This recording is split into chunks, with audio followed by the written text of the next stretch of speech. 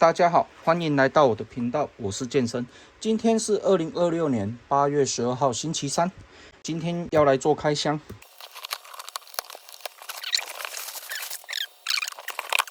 那我买的是电源供应器，那它是全焊的，规格高一点的，1200瓦的。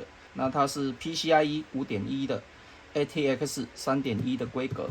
那我会买这一个，最主要就是我发觉我的电源供应器已经用超过10年的时间了，然后最近有发现硬碟会有重启的问题，稍微测试了一下，有一些电源供应好像出问题了，所以我才会买这一个。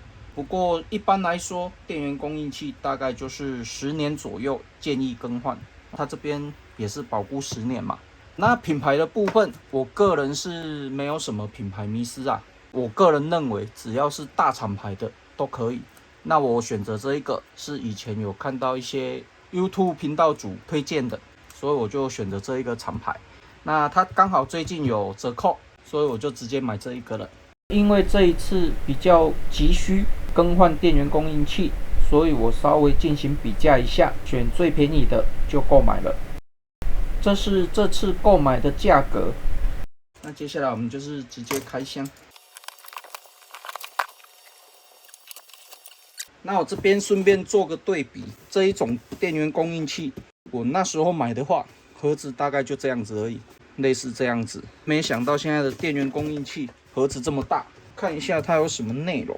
这个算是我第一次自己上网购买电源供应器，以前都是叫人家帮我组装的。那后来就是都会去收一些电脑的零件嘛，才会去学一些相关的知识，所以现在都可以自己买了。那我们直接开箱，应该是全模组的啦，没有了，就这样子而已。这个就盒子，这边就是配线。那我先把盒子拿掉好了，这个占空间。这是上面有一些说明吧，等一下要稍微看一下。它还有送一些整线的相关配件，电源线，还有一个袋子，大概就这样子吧。最主要需要的还是硬碟的线啊，因为我硬碟至少有6颗嘛，它一条是4个，这边还有一条，刚好6个。那它这边就是可以接风扇的，这边还有一组，这样子应该够了。线的部分就是有新的我们就用新的。如果你的电脑现在有发生一些，比如说你在执行高负载工作的时候有发生重启，或者是蓝白画面，或者是突然间降频，或者是你的电源供应器声音突然间变大，那这时候你就要考虑更换电源供应器了。这个很重要，因为你再好的配备，你没有一个好的电源供应器，会导致你的一些零件可能会坏掉，所以这一方面你就要自己衡量一下。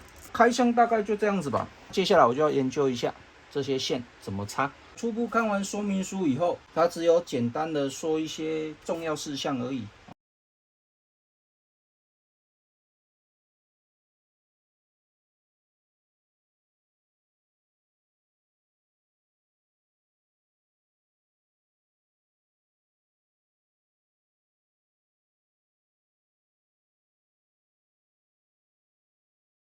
接线的部分它还算蛮容易理解的。简单来说，上面这边24 pin 的，然后它这边有分2个，然后它每一个接孔对应起来的插头都很好理解，反正你就是按照它的孔数下去做配对，这样就可以了。CPU 它这边就有写了，所以我们 CPU 的线就是直接接上去。这边有一个 PCIe 的，就是显示卡那边嘛。那目前我只有用到1条，所以我只有插1条上去。那它最多可以插到3条，这边还有一个12伏的，那这个可能就是高阶的显示卡在用的啊，这个目前我也用不到。其他的一些像硬碟、风扇，就是旁边这4个，所以这个不用看说明书，也是蛮好理解的。接下来我就是先组一个半套的电脑来做简单的测试就好。我自己的习惯是这样子，比较不会直接用上我的主力电脑，怕有什么问题之类的，所以我还是习惯性会先用其他的主机板下去做测试。他送的这一个就是一个投影灯，好像一种情绪价值而已，我也不晓得装这个要干嘛，因为我们主机都是藏起来的嘛，反正就先留着。好，那我这边准备了几个硬碟，还有一张显卡来做测试。那目前测试起来没有问题，这边显卡也有出来了。那简单的测试没有问题以后，我们就可以装到我们的主机上了。那确定我们的配线这边都已经符合我们的需求了，那我们这边就先断电，直接装上我们的主力机。更换之前，先录一下目前的线况。这是背面，正面的部分就是尽量把线塞到后面，保持一定的风道，这样就可以了。那接下来我们就把旧的这一颗拆下来。那我们旧的这一颗已经拆下来了，它是550瓦的，它是半模组的。这一台它是102年1月9号安装的，所以已经10几年了。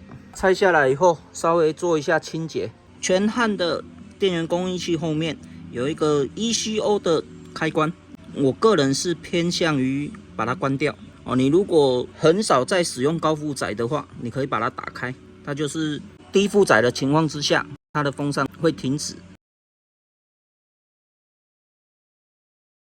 这样子就组装完成了。那因为它新的线比较细，所以它整体看起来我可以减少很多空间。然后我已经尽量把线都整理好了，因为我不是专门在做这个的啦，所以我就大致上整理一下就可以了。这是前面，那后面的部分就是尽量把它整理好，这样就可以了。这样子，我没有打算要用这个机壳好像也不适合用。另外就是我经常在更换主机板以及 CPU， 所以我只要把线整理的没有那么乱就可以了。